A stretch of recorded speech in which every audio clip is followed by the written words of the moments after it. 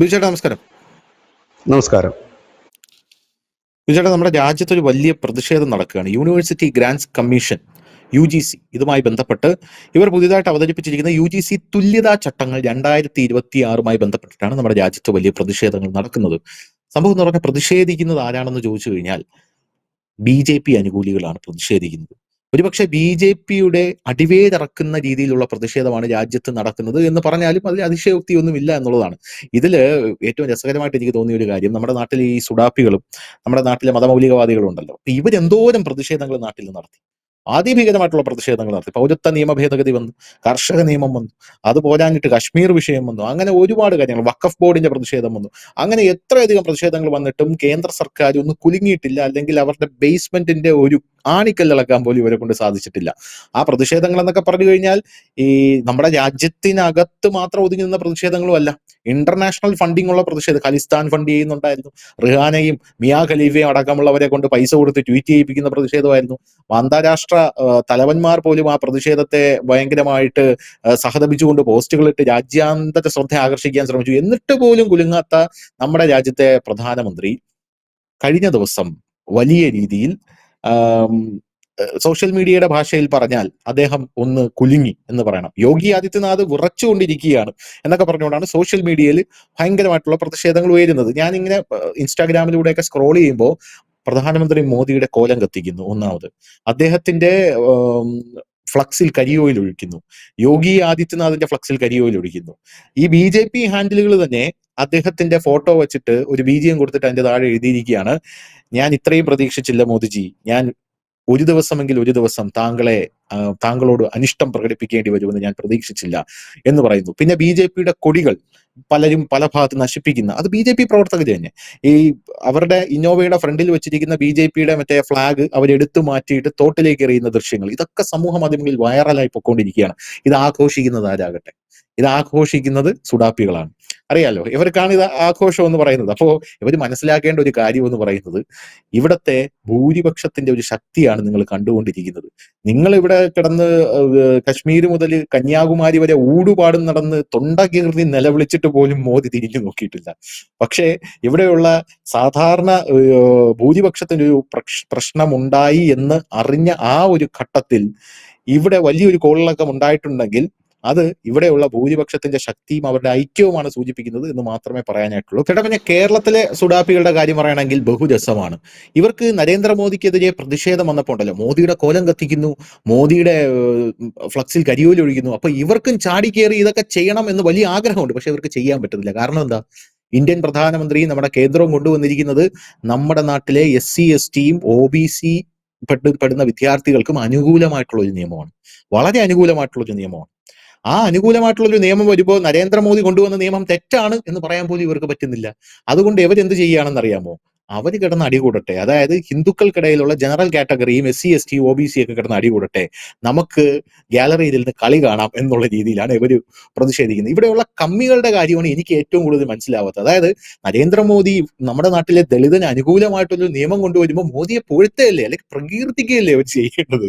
പക്ഷെ ഇവര് മോദിക്കെതിരെ ഒരു പ്രതിഷേധം വന്നല്ലോ എന്നുള്ള രീതിയിൽ ഇവരത് ആഘോഷിക്കുകയാണ്. അപ്പൊ ഇവരുടെ യഥാർത്ഥത്തിലുള്ള ലക്ഷ്യം ദളിത് ഉന്നമനം ഒന്നുമല്ല, നരേന്ദ്രമോദിക്ക് എങ്ങനെയെങ്കിലും രണ്ടടി കിട്ടുക എന്നുള്ളത് മാത്രമാണ്. എന്തായാലും ഈ സംഭവത്തിലേക്ക് വരാം. ഈ സംഭവം എന്ന് പറഞ്ഞാൽ ഈ സംഭവത്തിന്റെ നാൾ വഴികളിലേക്ക് വരികയാണെങ്കിൽ, രോഹിത് വെമൂലയുടെ അമ്മയുണ്ട്, രാധിക വെമൂല. അവരുടെ അമ്മയും പിന്നെ നമ്മുടെ അബേദ സലീം പേൽ താടിയുടെ അമ്മയും കൂടെ സുപ്രീം കോടതിയിൽ പബ്ലിക് ഇൻട്രസ്റ്റ് ലിറ്റിഗേഷൻ ഫയൽ ചെയ്യുന്നു. അതായത് ഈ ക്യാമ്പസുകളിൽ ഉണ്ടാകുന്ന ഈ ദളിത് ആക്രമണങ്ങൾ, ദളിത് പീഡനങ്ങൾ, മറ്റുള്ള കാര്യങ്ങളുമായി ബന്ധപ്പെട്ട് ഈ 2012 UGC നിയമങ്ങൾ ശക്തമാക്കുക എന്നുള്ളതാണ് ഈ പബ്ലിക് ഇൻട്രസ്റ്റ് ലിറ്റിഗേഷന്റെ ലക്ഷ്യം എന്ന് പറയുന്നത്. അവരുടെ ഹർജി UGCയുടെ 2012 ഇക്വിറ്റി ആന്റി ഡിസ്ക്രിമിനേഷൻ റെഗുലേഷൻസ് പ്രായോഗികമായി നടപ്പിലാക്കണം എന്നുള്ളതാണ്. അതായത് ഒരു ദളിത് വിദ്യാർത്ഥിയോ മറ്റോ അവിടെ റാഗ് ചെയ്യപ്പെട്ടാലോ പീഡിപ്പിക്കപ്പെട്ടാലോ ഉടനടി നടപടി ഉണ്ടാകണം എന്നുള്ളതാണ്. അത് ന്യായമായിട്ടുള്ള ഒരു ആവശ്യമാണ്. എന്തായാലും അങ്ങനെ ഫയൽ ചെയ്ത് കഴിഞ്ഞ ശേഷം ഒന്നിച്ച് ക്യാമ്പസുകളിൽ ജാതി അടിസ്ഥാനത്തിലുള്ള വിവേചനം തടയാൻ ശക്തമായ സംവിധാനം വരണമെന്നാണ് ഇവർ ആവശ്യപ്പെട്ടത്. സുപ്രീം കോടതി ഇതെടുത്തു. സുപ്രീം കോടതി ഇത് പരിഗണിച്ചു. UGCക്ക് അവരെ ഉൾപ്പെടുത്താനായി ആശയങ്ങൾ ഉൾപ്പെടുത്തി നിയമം തയ്യാറാക്കാൻ, നിയമത്തിന്റെ പ്രാബല്യത്തിൽ കാര്യമായിട്ടുള്ള സംരക്ഷണം ഉറപ്പുവരുത്താൻ, കൂടാതെ സുപ്രീം കോടതിയുമായിട്ടും സമഗ്രമായിട്ടുള്ള ഹിയറിംഗ് നടത്തണം എന്നൊക്കെ നിർദ്ദേശിച്ചുകൊണ്ട് കേന്ദ്രത്തിനൊരു നിർദ്ദേശം വെച്ചു. സുപ്രീം കോടതിയും കേന്ദ്രത്തിനൊരു നിർദ്ദേശം വെച്ചു, നിങ്ങൾ ഇതൊന്ന് പരിഷ്കരിക്കൂ എന്ന് പറഞ്ഞു.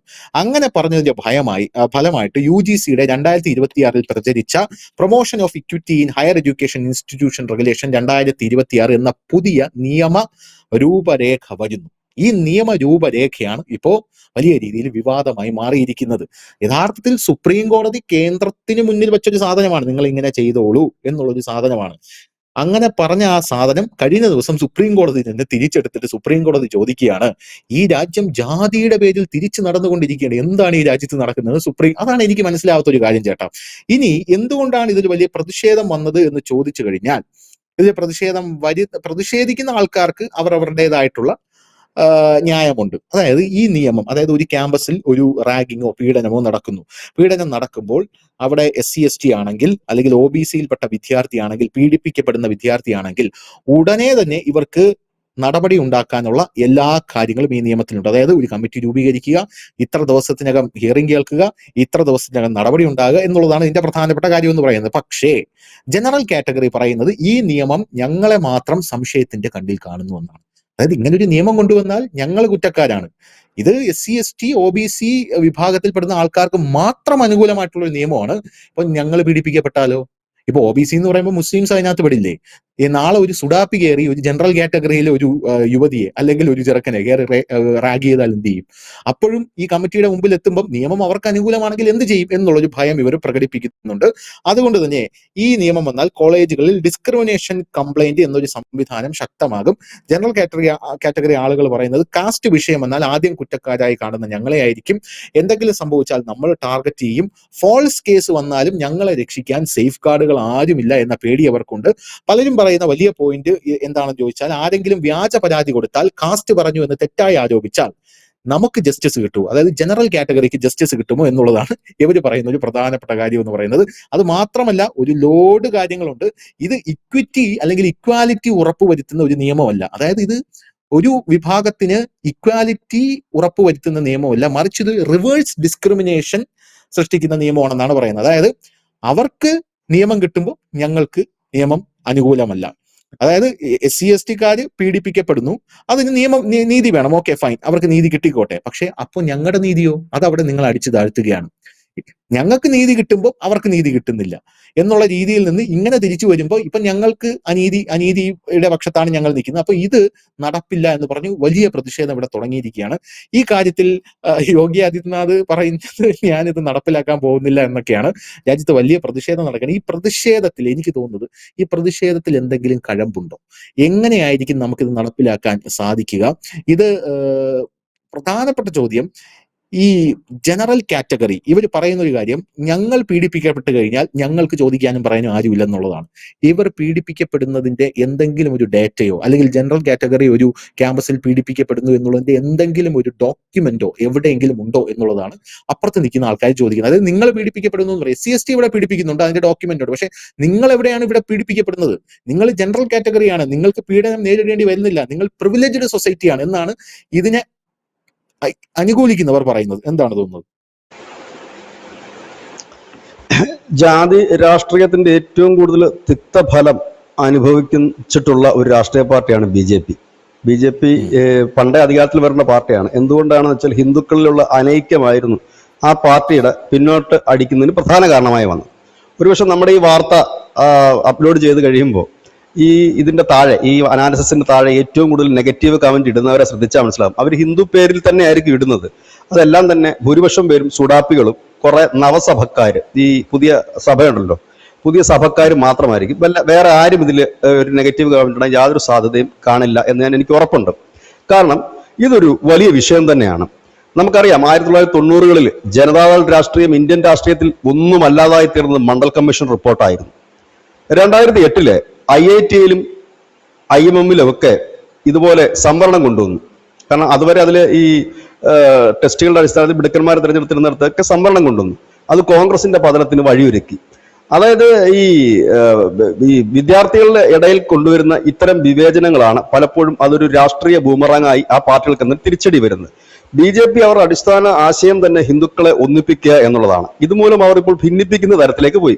നമുക്ക് അറിയാം, കഴിഞ്ഞ കുറെ നാളുകളായി UP-യിൽ അവിടുത്തെ മുന്നോക്ക വിഭാഗക്കാര് യോഗി ആദിത്യനാഥിനെതിരെ പ്രശ്നത്തിലാണ്.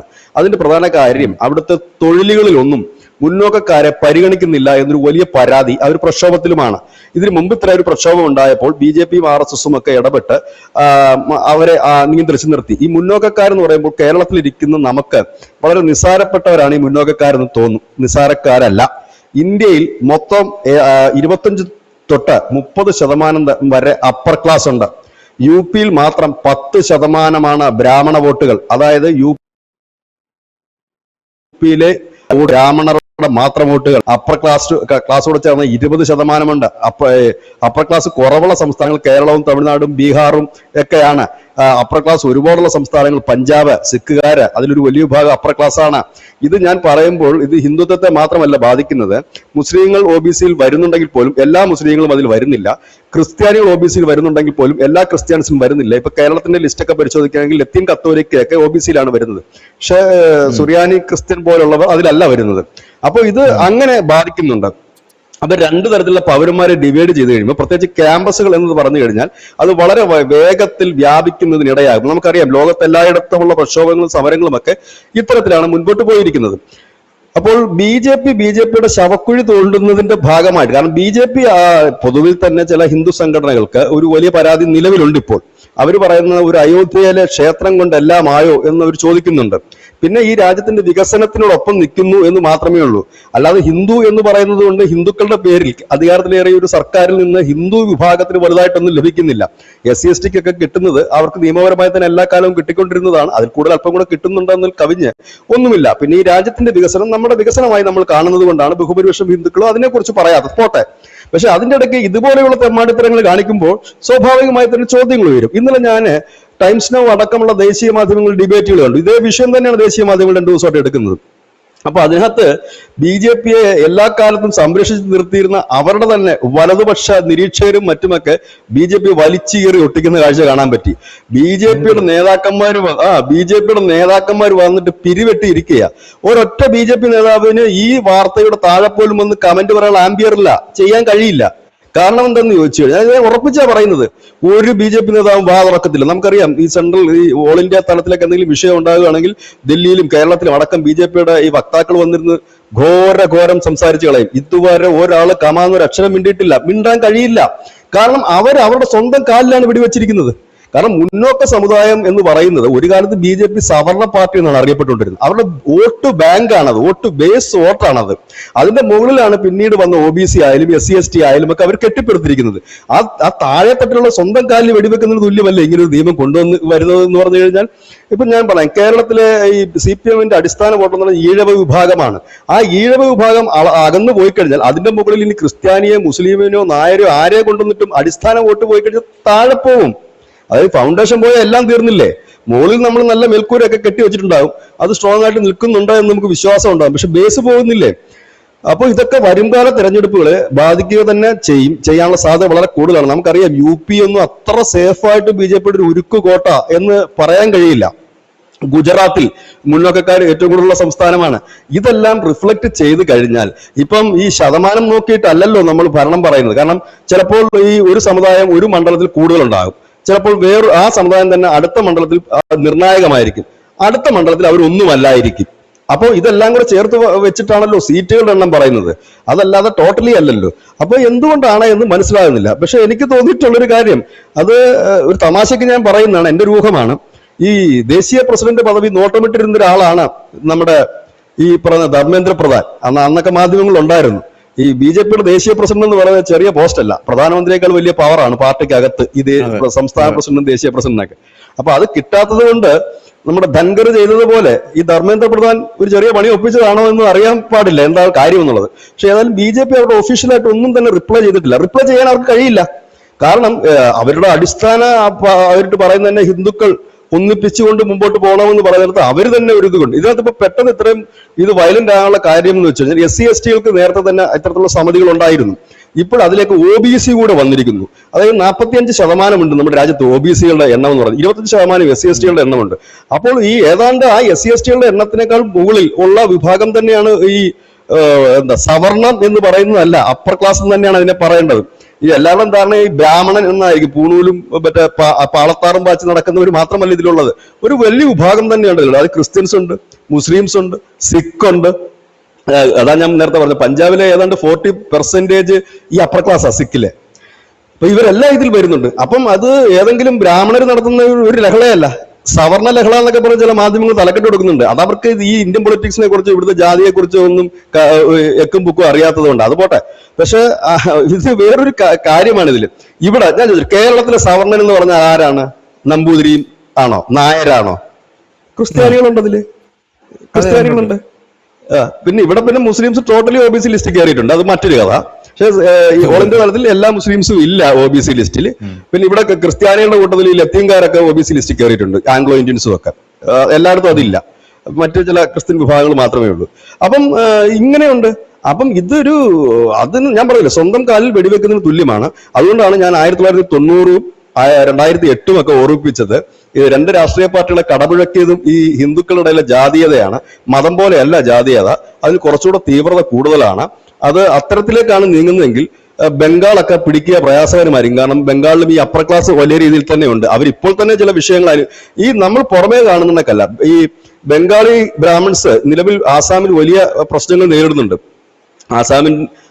തദ്ദേശീയ ആസാമികളുടെ ലക്ഷ്യം 1971 ശേഷം കുടിയേറിയവരെല്ലാം പുറത്താക്കണമെന്നാണ്. അതാണ് അവരുടെ പൗരത്വ ഭേദഗതിയുടെ ഉള്ള അവരുടെ ആറ്റിറ്റ്യൂഡും നിലപാടുമൊക്കെ. അതിന് ഒരുപാട് സമരങ്ങളൊക്കെ നടന്നിട്ടുണ്ട്. അതൊക്കെ ഒരു പരുവത്തിലൊക്കെ തണുപ്പിച്ച് നിർത്തിയിരിക്കുന്നത് ഈ അമിത്ഷായും ഹിമന്ത് ബിശ്വ ശർമ്മയൊക്കെ പലവട്ടം അവരോട് ചർച്ച നടത്തിയിട്ടാണ്. ആ ഇരിക്കുന്ന ഒരു സാഹചര്യത്തിലാണ് ഇപ്പോൾ ഇങ്ങനെ ഒരു ഭൂതത്തെ തുറന്നു വിട്ടിരിക്കുകയാണ്. ആര്? BJP തന്നെ തുറന്നു വിട്ടിരിക്കുകയാണ്. അതായത് കോൺഗ്രസ് എന്തുകൊണ്ടാണ് ഇത് കണക്ക് ജാതീയപരമായി ഭിന്നിപ്പുണ്ടാക്കിയത്? ജാതീയപരമായി ഭിന്നിപ്പുണ്ടാക്കി മുസ്ലിം വോട്ടുകൾ കൂട്ടത്തോടെ വന്ന് വീണ് ജയിക്കാമെന്നൊരു കണക്കൂട്ടില്ലായിരുന്നു. പക്ഷെ അവർക്കത് പാളിപ്പോയി. 2008 വരെ അല്ലെങ്കിൽ 2014 വരെയൊക്കെ അവർ ആ കളി കളിച്ചിരുന്നെങ്കിൽ പിന്നീട് അവർ പാളിപ്പോയി എന്നുള്ളതാണ്. ഇതേ കളി തന്നെയാണ് ജനതാദളും ഇവിടുത്തെ ഈ സോഷ്യലിസ്റ്റ് രാഷ്ട്രീയവും പെടുത്തിക്കൊണ്ടിരുന്നത്. 90-കളിൽ മണ്ഡൽ കമ്മീഷൻ റിപ്പോർട്ട് കൊണ്ടുവരുമ്പോഴും ഇതേ ഒരു നിലപാടുമായിട്ടായിരുന്നു. പിന്നോക്കം മുന്നോക്കം വേർതിരിക്കുക, എന്നിട്ട് പിന്നോക്കത്തിന്റെ വോട്ട് തങ്ങൾക്ക് സ്വീകാര്യമാക്കുക, അതായത് മുന്നോക്കത്തെ ശത്രുപക്ഷത്ത് നിർത്തുക, മുസ്ലിംസ് വോട്ടൂടെ വരുമ്പോൾ തങ്ങൾ കയറുമെന്ന് കരുതി. ഇന്ന് ആ ജനതാദൾ രാഷ്ട്രീയം എവിടെയുണ്ട്? ഇന്ന് എങ്ങുമില്ല. ഇന്ത്യയിൽ ലല്ലു പ്രസാദിന്റെ കയ്യിൽ ഒരു ചെറിയ പീസുണ്ട്, നമ്മുടെ കുമാരസ്വാമിയുടെ കയ്യിൽ ഒരു ചെറിയ പീസുണ്ട്. ആ 2 പീസുകൾ മാത്രമേ ഉള്ളൂ. പൊട്ടിയ പിഞ്ഞാണത്തിന് 2 പീസുകൾക്ക് അവിടെ ഇവിടെ 2 പീസുകളേ ഉള്ളൂ. കൂട്ടിയോജിപ്പിക്കാൻ കഴിയാത്ത രീതിയിലേക്ക് അത് മാറുകയും ചെയ്തു. അപ്പൊ BJP ചെയ്തിരിക്കുന്നത് കണ്ണടച്ച് തന്നെ പറയാൻ കഴിയും, ഇത് അവരുടെ സ്വന്തം കാലിലേക്ക് വെടിവെക്കുന്നതിന് തുല്യമാണ്, ഇല്ലെങ്കിൽ അവരുടെ അടിത്തറ ഇളക്കുന്ന ഒരു തീരുമാനമാണ്. ഏതായാലും ഇതിൽ നിന്ന് ഊരിപ്പോകാൻ കഴിയില്ല BJP സംബന്ധിച്ച്. കാരണം മാർച്ച് 19-ന് ഈ കേസിൽ ഹാജരാകാൻ കേന്ദ്രത്തിന് സുപ്രീം കോടതി നോട്ടീസ് അയച്ചിട്ടുമുണ്ട്. ഇതൊന്നും ചെയ്യേണ്ട ആവശ്യമില്ല.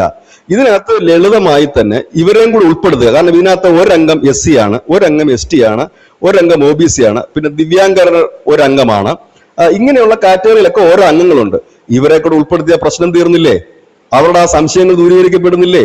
പക്ഷെ അതിന് പകരം ഇങ്ങനെ, കാരണം BJPക്ക് ഒരിക്കലും ജാതീയ രാഷ്ട്രീയം കളിച്ചാൽ ജയിക്കാനേ കഴിയാത്തൊരു പാർട്ടിയാണ് BJP. കാരണം BJPയുടെ അടിസ്ഥാനം ഹിന്ദുത്വമാണ്.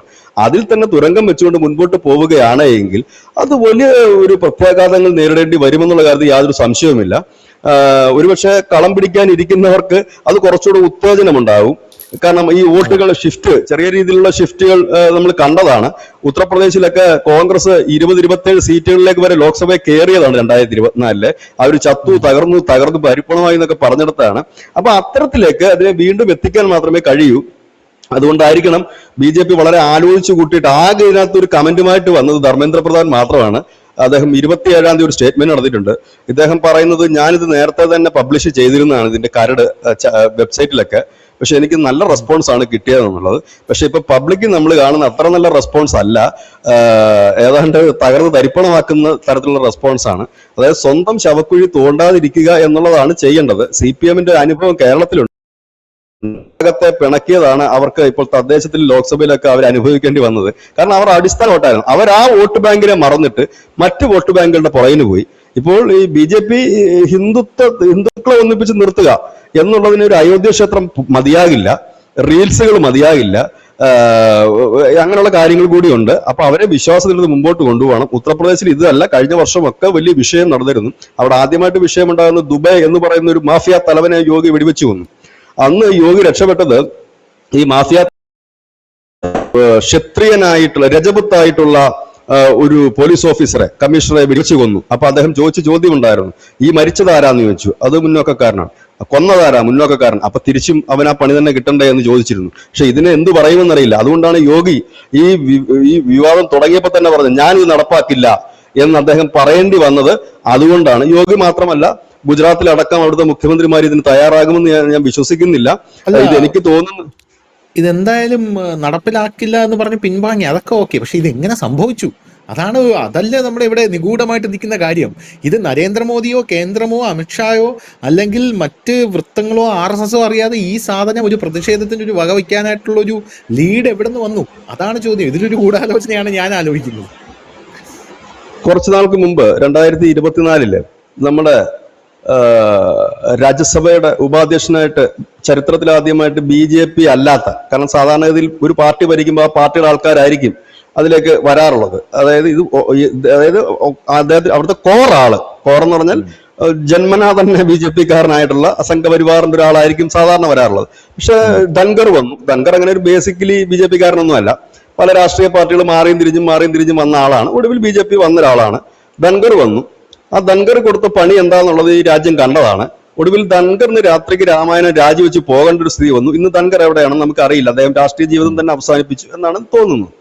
ഇപ്പോൾ സ്വാഭാവികമായി തന്നെ എന്റെ ഒരു സംശയമാണ്, ഞാൻ നേരത്തെ പറഞ്ഞത്, ഈ ദേശീയ പ്രസിഡന്റ് എന്ന് പറയുന്ന ഒരു വലിയ പോസ്റ്റിന് ഉന്നമിട്ടിരുന്ന ഒരുപാട് പേരുണ്ട്. അതിൽ പ്രധാനികളുമൊക്കെ ഉണ്ട്. അപ്പൊ അവർക്ക് ആർക്കും അത് കിട്ടാതെ വരുമ്പോ എന്നാൽ ഇനി ഇത് ആർക്കും വേണ്ട, മൊത്തത്തിൽ ഒരു കലക്കിയേക്കാം എന്ന് ചിന്തിക്കുന്നുണ്ട്. കാരണം ഇനി നമുക്ക് വലിയ ഭാവി ഇവിടെ ഇല്ല എന്ന് കാണുമ്പോ ഇല്ലെങ്കിൽ അങ്ങനെ കൊടുക്കാം, ഇല്ലെങ്കിൽ മറ്റെന്തെങ്കിലും ആയിരിക്കാം. പക്ഷെ ഇത് ഏതായാലും BJP നേതൃത്വത്തിന് ഇത് ഒളിച്ചു വെക്കാൻ കഴിയില്ല. അവർക്കിത് പബ്ലിക്കായിട്ട് പറഞ്ഞേ പറ്റൂ. ഇതിന്റെ റിപ്ലൈ കൊടുത്തേ പറ്റൂ എന്തുകൊണ്ട് ഇത് ചെയ്തു എന്നുള്ളത്. പൗരത്വ ഭേദഗതിക്ക് അവർക്ക് നിൽക്കാൻ ഒരു ഉറച്ച സ്റ്റാൻഡ് ഉണ്ടായിരുന്നു. കൂടെ നിൽക്കാൻ ഒരു ബഹുഭൂരിപക്ഷം സമുദായം ഉണ്ടായിരുന്നു. പക്ഷെ ഇതിന് ബഹുഭൂരിപക്ഷം സമുദായത്തെ കൂടെ കിട്ടത്തില്ലെന്ന് മാത്രമല്ല, ഇവരുടെ ബേസ് വോട്ട് ബാങ്ക്, അതായത് ഇവരുടെ ഇക്കാലം, അത് BJP രൂപീകരിച്ചത് മുതൽ ഇവരുടെ ശക്തമായ വോട്ട് ബാങ്കാണ് ഇപ്പോൾ പ്രതിഷേധത്തിൽ നിൽക്കുന്നത്. ചെറിയ പ്രതിഷേധമൊന്നും അല്ലത്, വലിയ പ്രതിഷേധം തന്നെയാണത്. അത് കണ്ടില്ലെന്ന് അടിച്ച് മുമ്പോട്ട് പോകാൻ പറ്റില്ല. അതുകൊണ്ട് തന്നെയാണ് ഇപ്പോ പറയുന്ന യോഗി ആദിത്യനാഥ് ഇത് പറയാൻ കാരണം ഈ ഉത്തർപ്രദേശില് 10% തന്നെ യാദവരുണ്ട്. ആ യാദവ് വോട്ടിലൊന്നും ഇളക്കം തട്ടിക്കാൻ ഇതുവരെ നടന്ന തെരഞ്ഞെടുപ്പുകളിൽ പറ്റിയിട്ടില്ല യോഗിക്ക്. അതൊക്കെ അഖിലേഷിന്റെ യാദവിന്റെ കൂടെ തന്നെയാണ് നിൽക്കുന്നത്. ഇവരെ കാത്തു രക്ഷിച്ചുകൊണ്ടിരിക്കുന്നത് ഈ മുന്നാക്ക വോട്ടും ഒപ്പം തന്നെ SC/ST വിഭാഗത്തിൽ വരുന്ന വോട്ടുകളും പിന്നെ അതർ OBC വിഭാഗത്തിൽ വരുന്ന കുറെ വോട്ടുകളും ഒക്കെ തന്നെയാണ് അവരെ നിലനിർത്തിക്കൊണ്ട് പോകുന്നത്. അതുകൊണ്ട് തന്നെയായിരിക്കണം യോഗി പെട്ടെന്ന് തന്നെ പറഞ്ഞത് ഞാനിത് നടപ്പാക്കില്ല എന്ന്. യോഗി മാത്രമല്ല, പിന്നെ ഇതിപ്പം അപ്പർ കാസ്റ്റ് കുറവുള്ള സംസ്ഥാനങ്ങൾ, വടക്കിഴക്കൻ സംസ്ഥാനങ്ങളിൽ കുറവുണ്ട്. അവിടെ ഒന്നും ഇത് എഫക്ട് ചെയ്യില്ലായിരിക്കും. പക്ഷെ അവിടെ മറ്റൊരു വിഷയമുണ്ട്, നേരത്തെ തന്നെ പുകഞ്ഞുകൊണ്ടിരിക്കുന്ന ഈ ബംഗാളി ബ്രാഹ്മൺസിന്റെ വിഷയം നേരത്തെ തന്നെ കിടപ്പുണ്ട്. ഇതൊക്കെ ഈ ബംഗാൾ പോലെ നിയമസഭാ തെരഞ്ഞെടുപ്പിൽ ഈ മുന്നോക്കക്കാർക്ക് നിർണായക സ്വാധീനമുള്ള ഇടങ്ങളിലൊക്കെ BJP-യുടെ ജയസാധ്യത അത് വല്ലാതെ ബാധിക്കും. കാരണം നരേന്ദ്രമോദി ഓക്കെ സംഭവം ഹീറോ ആണ് എന്ന് കരുതി എല്ലാം ഒരുപക്ഷെ എല്ലാ സമുദായവും സഹിക്കുക എന്നത് ബുദ്ധിമുട്ടാണ്. കാരണം ഇതെന്ന് പറഞ്ഞു കഴിഞ്ഞാൽ അനാവശ്യമായിട്ടുള്ള ഒരു വിവാദമായിരുന്നു. ഇതിനകത്ത് എന്താണ് അർത്ഥമാക്കുന്നതെന്ന് അറിയില്ല. ഇതിപ്പോൾ ചെയ്തിരിക്കുന്നത് പണിയെന്ന് വെച്ചാൽ തങ്ങൾ ഈ രാജ്യത്ത് തങ്ങൾക്കൊരു സുരക്ഷിതമില്ല എന്നൊരു തോന്നൽ വളർത്തിയെടുക്കുന്നതിന് മാത്രമാണ് ഈ നിയമം ഉപയോഗിച്ചത്. ഇതുകൊണ്ട് എന്ത് ബെനിഫിറ്റ് ആണ് അഡീഷണൽ ആയിട്ട് കിട്ടുന്നത് എന്നുള്ള കാര്യം അറിയാം. ഇനി പട്ടികവർഗക്കാരെ പീഡിപ്പിക്കുന്നു എന്ന് പറയുമ്പോൾ ഇതുവരെ പഠിച്ചത് 4.5 കോടി പേരാണ് UGCക്ക് കീഴിലുള്ള കോളേജുകളെല്ലാം.